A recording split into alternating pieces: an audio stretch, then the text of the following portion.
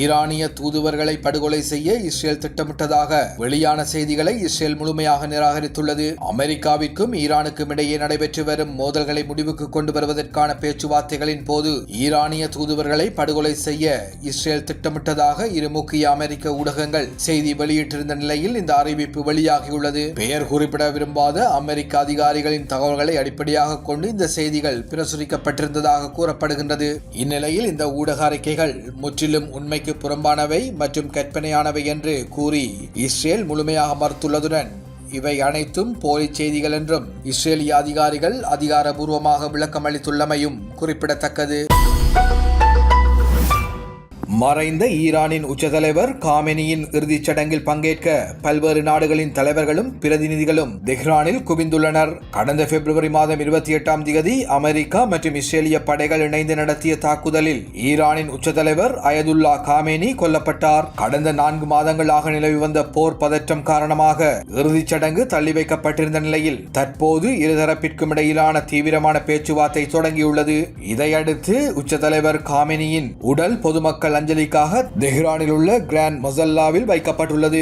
மேலும் ஒரு வாரம் அரசு முறை இறுதிச் சடங்குகள் நடைபெறும் என்று அறிவிக்கப்பட்டுள்ளது. இந்நிலையில் ஈரானின் அரசு செய்தி நிறுவனமான IRIB வழங்கிய தகவலின்படி உச்சதலைவர் காமெனியின் உடலுக்கு அஞ்சலி செலுத்த பல்வேறு நாடுகளின் தலைவர்களும் 100க்கும் மேற்பட்ட நாடுகளின் பிரதிநிதிகளும் இறுதிச் சடங்கில் பங்கேற்க உள்ளதாக தெரிய வந்துள்ளது. இந்த நிலையில் இலங்கை சார்பில் பிரதி சபாநாயகர் ரிஸ்விசாலி மற்றும் பாராளுமன்ற உறுப்பினர் ரவுப் ஹக்கீம் ஆகியோர் கலந்து கொண்டுள்ளனர்.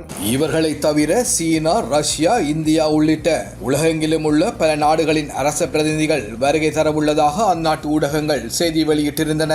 இதற்கமைய இந்த விசேட நிகழ்வில் கலந்து கொள்ளும் 30க்கும் மேற்பட்ட நாடுகளின் பட்டியலை அவர்கள் தற்போது வெளியிட்டுள்ளனர்.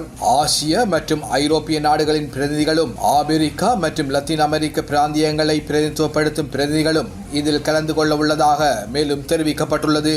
அதன்படி காமெனியின் உடலுக்கு பாகிஸ்தான் பிரதமர் ஷபாஸ் ஷெரீப், தஜிகிஸ்தான் ஜனாதிபதி இமாமாலி ரஹ்மான், ஆர்மேனிய பிரதமர் நிகோல் பாஷினியன், ஜோர்ஜியா ஜனாதிபதி மிகைல் கவலஸ்விலி ஆகியோர் அஞ்சலி செலுத்த உள்ளனர்.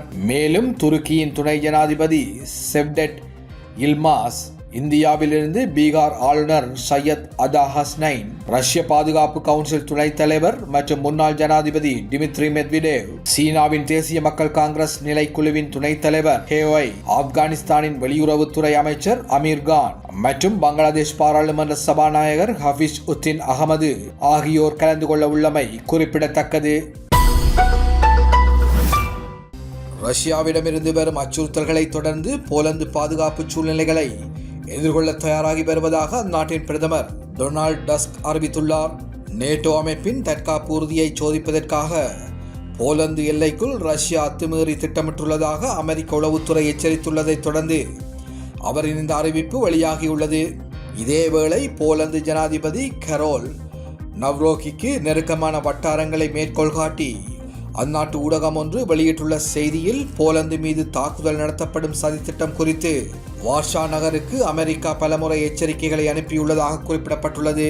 அதன்படி போலந்தின் முக்கிய உட்கட்டமைப்புகளை இலக்கு வைத்து ஏவுகணை அல்லது ட்ரோன் தாக்குதல்களை நடத்த அல்லது நேட்டோ எல்லைக்குள் ரஷ்ய வீரர்களை ஊடுருவச் செய்ய திட்டமிட்டிருக்கலாம் என கருதப்படுகின்றது.